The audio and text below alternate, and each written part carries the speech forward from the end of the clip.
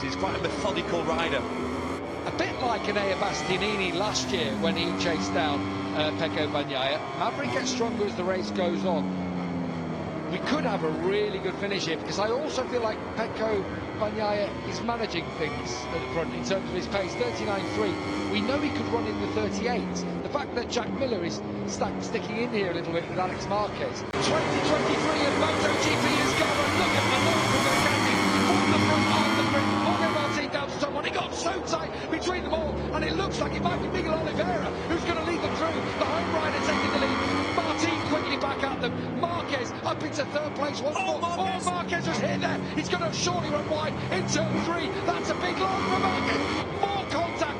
It's legs on both sides of Marquez's bike. How has he stayed alive? I mean, he got it all wrong with the brakes into turn 3, lost control of the bike, down up the inside of everyone, but it's cost him a lot of time. He's dropped down to 5th place. He's going to be tight to 5. He's going to be very tight. Maverick Vinales will try and come round into turn 6 on him, but Marquez has got the line through there. In 4th place, Martin again trying to hold off Pecco Bagnaia.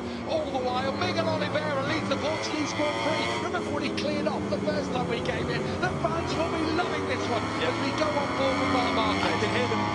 I don't even need to look at the screen. In the comments box, all I can hear is cheering. This place is pretty full. 70,000 people, I think, are here today. There you can see Maverick Vinales in 5th place as Pecco Bagnaia takes a look on the inside of Jorge Martin. Jack Miller's had a solid start in 6th place. A great weekend for him so far. And then it's Marco Bezzecchi, Zarco, Marini and Alex Rins rounding out the top 10. But it's Miguel Oliveira on the RNF Aprilia. Change of manufacturer for that team this year, from Yamaha to Aprilia. From Oliveira, it's a KTM to the Aprilia. And look at this, it's working superbly. They're leading the first race of the season, and he will lead the first lap of 2023. When we heard Miguel Oliveira was signing for the RNF team, going down from a factory team into a satellite team, but the main thing was when he was getting onto an incredible motorcycle. I think we're all excited. I don't think any of us are surprised to see him leading. Here comes Bagnaia. He had got alongside, then he looked to have a moment coming over the crest. He then got back on it, and he's just got that bike working so well, Bagnaia. He's back into 2nd place as they head up to turn 3. This time, Jorge Martin, wise to any attack from Marc Marquez, should I say. Just had the bike parked in the corner, so there's no way through for Marquez. I mean, I need to see that start again. Here he comes again, down into turn 5. Yeah, it's so difficult into turn 5. Steep downhill. And there's no real positive camber in the corner. That's why we see so many mistakes there. What he said yesterday, Marc Marquez, he might have had a little bit more rear grip, but it's still got to do all the moves, are risky and on the brakes.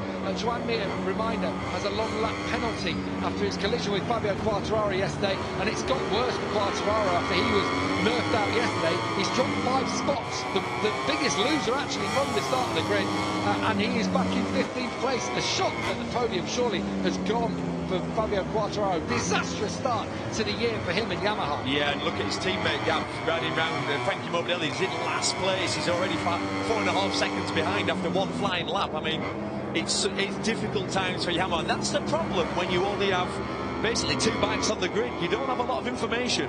Pecco Bagnaia has taken over the lead in the Grand Prix of Portugal up at turn 13. Bagnaia now from Oliveira. Jorge Martin still in close attendance, but Bagnaia now has hit the front, and this is exactly where he wants to be. And we talked about tyre pressures before the start of the race, and this is where you're now getting some clear air onto the tyre and allowing that pressure just to drop ever so slightly.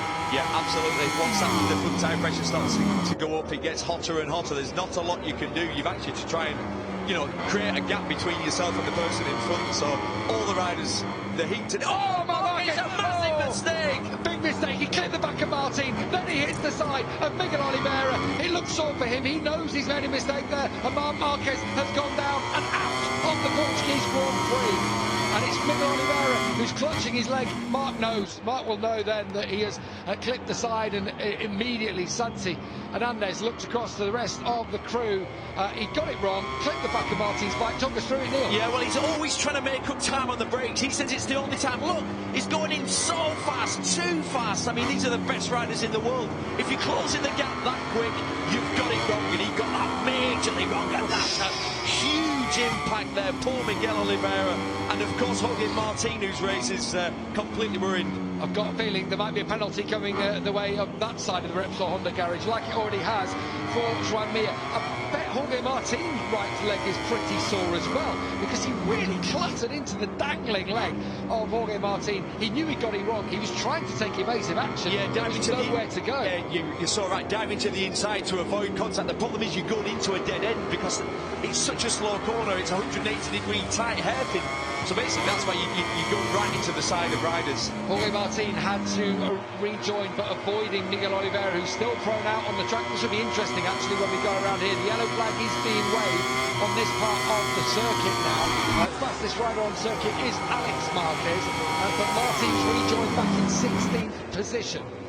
Yeah, they're going to review that after the race, and I think that's fair enough because both Marquez and Oliveira are out. You don't need to make a decision now. Just let this race keep going. And look, the marshals have done a brilliant job, as always, and helping Oliveira away with the yellow flags waving. I think possibly the right decision not to red flag this race. Yeah, absolutely. No, the right thing there. I think what you're witnessing is with Marquez, the bike's not ready to win. Obviously, he managed to get pole position yesterday. He was third in the sprint race, and he says he makes all his time on the brakes, but he's sort of flirting with the limits and overriding on the limit, and that was a graphic example of it, just going a fraction over the limits on the wrong corner, and it ended in disaster. Yeah, it was, and I'm sure the stewards are looking at it. I'm almost certain now at this time, they will get a whole hour to look at that one, but we can almost certainly say there will be a penalty coming Marc Marquez's way. They are wanting to set a precedent early on in the season. 8-time world champion or not, you can still get a very firm rap on the knuckles. What it's meant in this race is that Bagnaia has a 6/10 lead over one of your pre-race favourites, Maverick Vinales, and another one of the favourites after day one and after testing, Alex Marquez, who's up to 5th. Yeah, Alex Marquez, incredible race pace. Let's have a look at this. So we're on board. Watch how quickly we close in now on the brakes. I mean, look at that. I mean, it's a big mistake from Marc. And Miguel there. Oh, what an impact. Imagine you've got your knee on the ground, you're in the corner, and a motorcycle just collects you, and basically the first point of contact is your femur, and it's right in the middle of it. Not nice at all. Let's hope he's okay. Wish him well. Already got our walking wound in Enea Bastianini, broken shoulder blade. A litany of injuries for Pole Espargaro too, who we wish well. He's flown back to Barcelona, I'm pleased to say, with his wife Carlotta yesterday. So Paul, get well soon. But that looks like it's not a couple of races here. That might be 4 or 5 races for Paul. They even said last night, I spoke to Enea's manager there, Bastianini's manager, Carlo Kermack. He said Jerez, maybe even Le Mans for Bastianini. So we'll just have to wait and see. We don't need to add more injuries to what is already a depleted field. 20 starting it, now perhaps, down to 19 if there's any more injuries. Fastest rider on circuit, your man, Neil, Maverick Vinales. Yeah, I said before the race we were talking about Vinales, it's all going to be about the first few laps. This man, on Friday, Maverick Vinales, had the fastest race pace. It showed him a lot on track. Keep your eye on the man now in second place. Look how stable the motorcycle looks. The bike looks very similar to last year, but it's not. They've made huge changes. The biggest step is they've tried to make the motorcycle a little bit more narrow. They're making it a little bit more nimble. The turning's better. The riders love it. So it's got a completely different chassis. They've again experimented with the aero, increased the aero. They've made the bike turn even better. Like I say, more nimble, better turning. And it looks so stable. The way they've got the balance of the aero. You can't even see the bike pitch in the corners. It's incredible. The way I describe it, the way I've seen it, apart from all the ledges and bumps and lumps on it, it looks like a car. And that, I don't know how to describe it. It just looks very, very solid, doesn't it? The way it is. It's like a box on with a couple of wheels. It looks like even watching him there, braking to turn 1. It never looks like there's a lot of weight transfer, which actually is not always a great thing, but the way Maverick rides it, it's so smoothened off his riding style. He's having a lot of fun, he's really enjoying it. Do you know what also? He gained confidence from that sprint race because he went forward, he was aggressive, he caught past his teammate, which we've not seen that many times. So Maverick Vinales is in a really good place. And there's one thing we know about Maverick. A confident Maverick is a fast Maverick. He's a rider, we've talked about the psychology of racing a lot. A rider who can sometimes struggle a little bit in the battle, can also beat himself up a little bit. But once he starts to, let's say, increase that self-belief, he's a dangerous man on track. Marco Bezzecchi has got past on Jack Miller and into the podium positions. Remember, Bezzecchi last year showed what he's capable of. He looked really good in pre-season testing, up into the podium spots for Bez. And unfortunately, of course, he didn't make the end of the race yesterday. It was a really tough day for the VR46 squad. As you can see, Marc Marquez limping his way back to his garage. He won't be popular in these parts, but you can hear the whistles. You can hear the whistles. Yeah, I'm not sure he's completely fit. To clarify, of course he's not doing it on purpose. It's not an absolute crazy move. The problem is he's always on the limit. For him to be battling at the front, because that motorcycle is not ready to battle at the front. If you look at the other Honda riders, they're absolutely nowhere. They're essentially making up the numbers, but Marc's right in the mix. He's not prepared to battle. Look, and that's on the first lap. It's a similar situation, so... Yeah. He's been in the wars in these first couple of laps. Yeah, you can see how tight it got there. Let's watch it from this angle. It's awful. The more I see it, the more for Miguel, my heart is bleeding. Look, that's Miguel's father. So you can only imagine. Hello.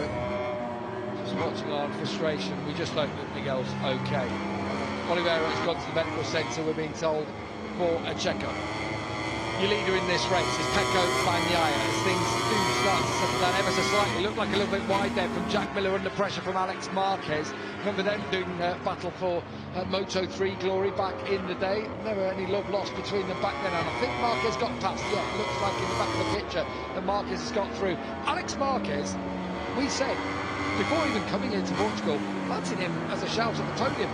Yesterday was all down to the fact that his qualifying wasn't as good as we expected. No, you're so right. Pre-season's gone so well for him. He jumped on the Ducati. Having been on the Honda for a few years, and like every rider that we've seen for the past 3 seasons, anyone that jumps on that Honda has a miserable time. The bike's difficult to ride. It looks aggressive. It doesn't quite give you the feeling as well, especially the front part of the motorcycle, the front tyre.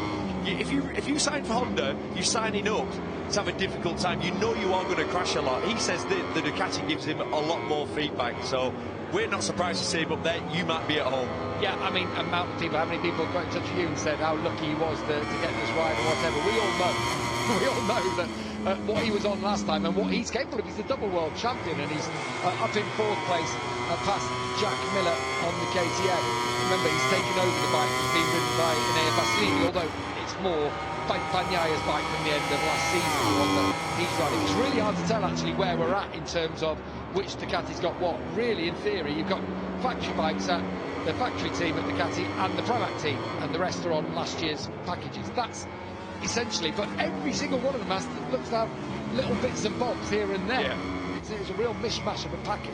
I'll tell you what, Maverick Viñales looks so comfortable. The fact that he's riding so close to Francesco Bagnaia tells me that he's comfortable sitting there. He's not sat back. He's looking like if he gets half a chance, he's going to go through.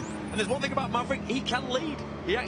He's better at leading. He's one of those riders who doesn't like people disturbing him. You never see him in practice trying to get a tow. He always circulates on his own. He's one of the riders who works, you know, let's say figuring out the puzzle on his own. He uses a lot of markers, brake markers, tipping in markers. He's quite a methodical rider. A bit like Enea Bastianini last year when he chased down Pecco Bagnaia. Maverick gets stronger as the race goes on. We could have a really good finish here, because I also feel like Pecco Bagnaia is managing things at the front in terms of his pace. 39.3. We know he could run in the 38s. The fact that Jack Miller is sticking in here a little bit with Alex Marquez, you know, you feel like the pace could be that little bit higher. Yeah, the pace, I think well, we saw it in the sprint race, was high 38s, wasn't it? So yeah, you're right. They're about 3 to 4 tenths off that. Like say at this point, you're just clicking off the laps, watching them count down, trying to save some energy, save your tyres. I'm just going down through the top order here. It's Bagnaia from Viñales, 1 and 2. Then a second back to Marco Bezzecchi, you can see on the yellow VR46. Closing all the time here is Viñales. Similar lap time between him and Pecco last time round. Bezzecchi has Marquez, Miller, Binder in 6th place. Great from Binder, isn't it, considering how his weekend's gone with a really sore neck. He's got pain shooting down the left-hand side of his neck after he crashed it during testing.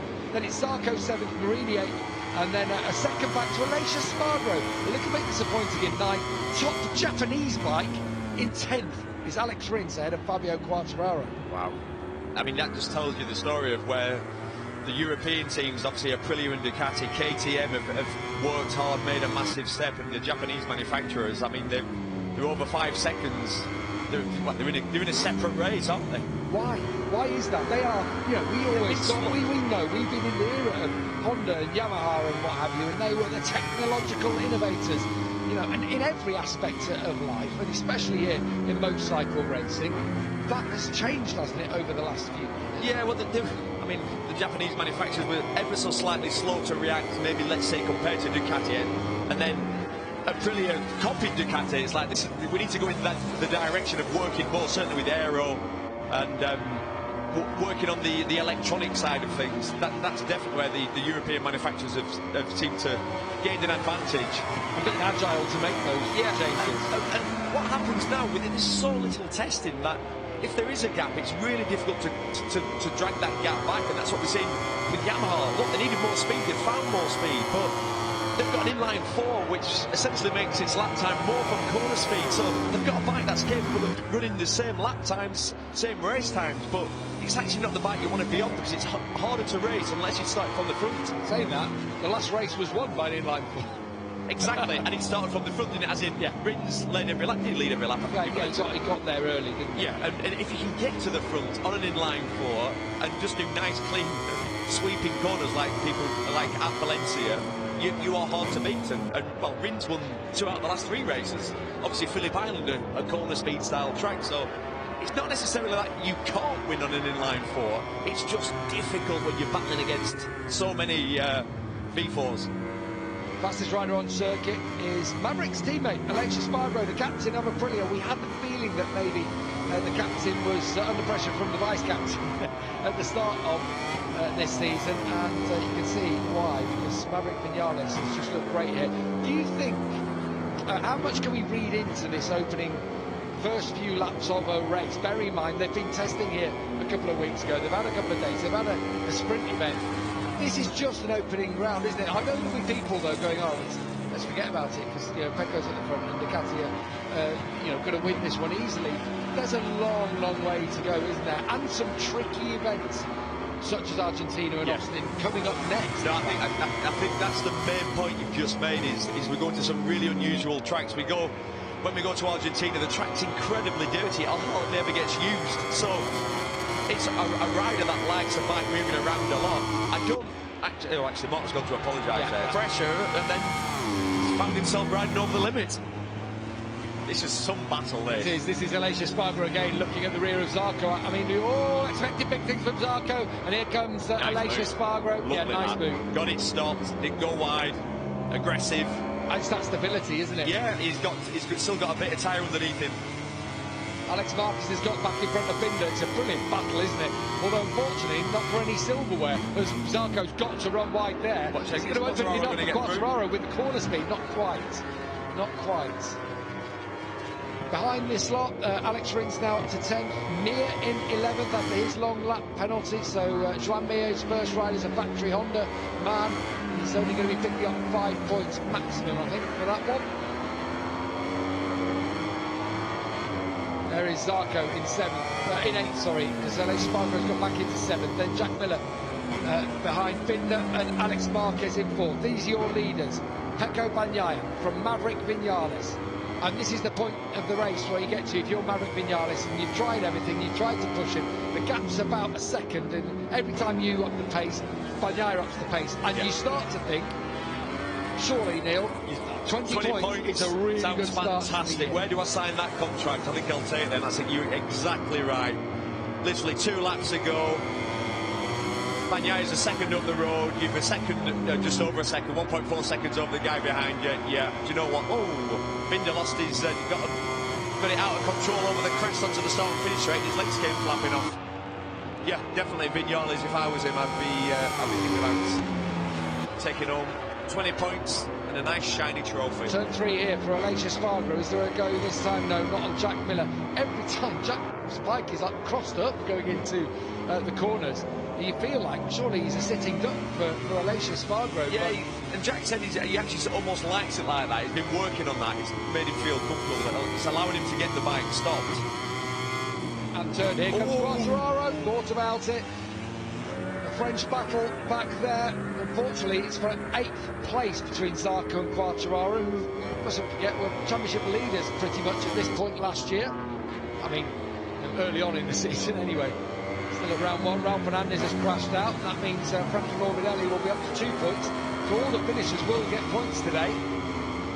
It's an attritional one this first weekend, Neil, after testing here. Oh, that's wide from Aleix. And that's because everyone's such on the limit, because of testing here, that then you end up riding round completely the whole race on the limit, and it's just easy to go over Aleix. He's got it all wrong there. He has. Was he defending or something from... was it because he'd run wide previously? Yeah. And then Quartararo's come through. Salvaging something here. A clear mistake. So, 8th place, 8 points for Fabio Quartararo to his account. Early on there you can see that big spoiler on the back of the KTM of Brad Binder. And it's last lap time once they cross the line here. Already it is for Bagnaia, who leads them through. And Maverick Vinales took 6. Well, Bagnaia just needs to not roll off enough. Don't think you're too comfortable. If Maverick can just sort out the last corner...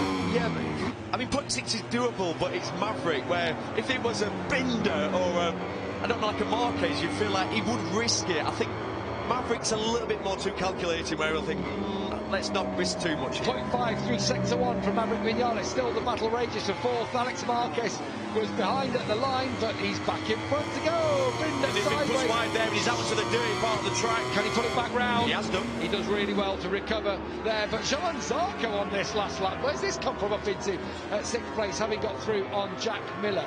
So, at the front, Pecco Bagnaia. What's the gap now from here? Still 0.6. He's managed it, hasn't he? Yeah, it's not going to be enough, is it? And you're not going to expect a mistake at this point now from Francesco Bagnaia with half a lap to go, are you? The world champion, you wouldn't expect it, but we've seen mistakes from him last year. It's a cheeky one.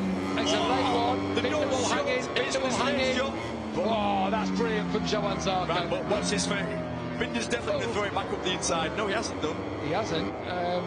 Zarco, I thought, was going to have a go at Marquez. Yeah, down into turn 14 for the final time.